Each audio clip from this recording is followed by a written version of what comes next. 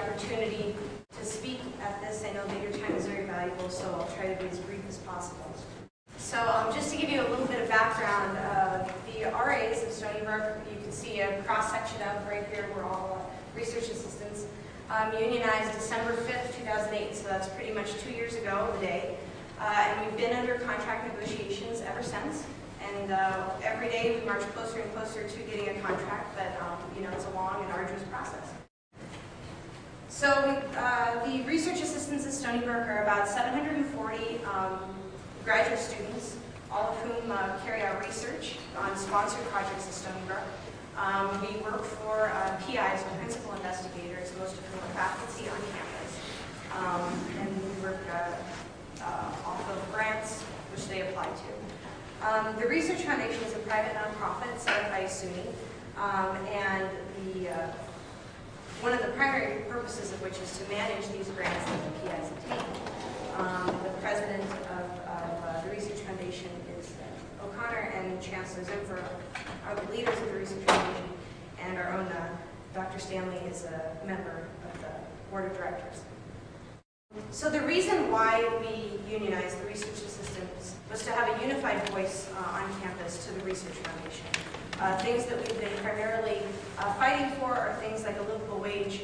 Everybody who lives on Long Island knows that it has a very high cost of living compared to, say, like a SUNY Buffalo. Another economic issue that we've been very passionate about is getting fee waivers. We've got some updates of that today. But these come to over $1,000 a year, which, for those of you who don't know, equals about 5% of our net pay. We also fight for better health insurance and a bridge fund. A bridge fund is for those students who are in the unfortunate situation where their grant runs out of funding, or for whatever reason their PI loses funding. They're then essentially unemployed. This is especially important for international students who, if they become unemployed, get deported immediately. So the bridge fund would provide some funding as an in-between period where the students would have a salary so they don't have to leave the country. And essentially we just want more money spent on research. The Research Foundation has several funds at their disposal, and so I won't get into too much of them now, because I know that everybody would like to get home. One of the things that we've been able to win in our contract is dozens of non-economic articles, things like the fact that we're actually recognized as a union by the Research Foundation. We also agreed on a minimum salary, minimum stipend, which according to the Research Foundation affects 9 people. But in addition to these contractual victories, we've been able to get lots of non-contractual victories. Some of these are better dental and vision plans.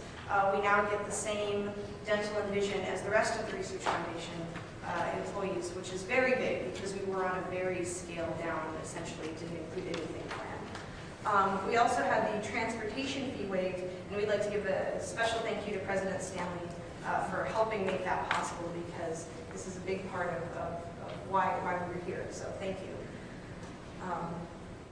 What we've conceded in the contract, we decided to give up on the bridge fund because that was just not going to happen.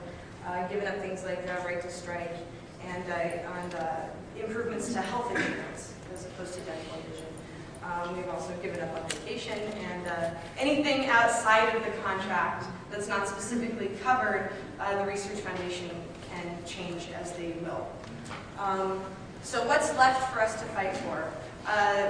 As the research assistants, something that's very important to us, as I said before, are these fees. They're a big part of our salary, and they come in one lump sum at the beginning of every semester. It ends up being almost an entire paycheck that's due at once. And so we are hoping to get one more fee waived, at least this technology fee, which is about $400 a year, and we're still fighting for small annual percentage raises. So I know these are hard economic times, and so where the money is going to come from is always an important question. But we do realize that the Research Foundation does have unrestricted funds, things like from the overhead that they can use as they will. We hope they'd like to use them for us. Also, SUNY does reserve about $500 million in available funds, taken primarily from student needs. Of course, even though these are hard economic times, we do question some of what the Research Foundation does, such as give their top paid administrators raises and housing allowances, as well as we'd like to see some sort of revocation of the patronage jobs with housing allowances. But at the bottom line, we can also request things like this from the granting agencies as well. At the end of the day, we don't care where the technology fees come from. We would just like to not have to pay them. So the bottom line is, we just want to make Stony Brook and SUNY Stony Brook the best place that we can. We want to make the Research Foundation accountable to everybody, the PIs, and the research assistants. This is what really this is about, just accountability of all this funding. Things like fee waivers and competitive stipends are important to attract the best researchers possible. When you're talking to prospective students and they ask you, how do you live on Long Island for $20,000 a year, it's really hard to come up with a way to make that happen, and you have to be honest with them. The bottom line, we love the university, we love our advisors, we love research, we're very passionate about it. We wouldn't be in grad school if we weren't. But we just like a little extra help making this a better place for everyone. So if you have any questions or would like to voice support, please contact us or visit our website. Thank you.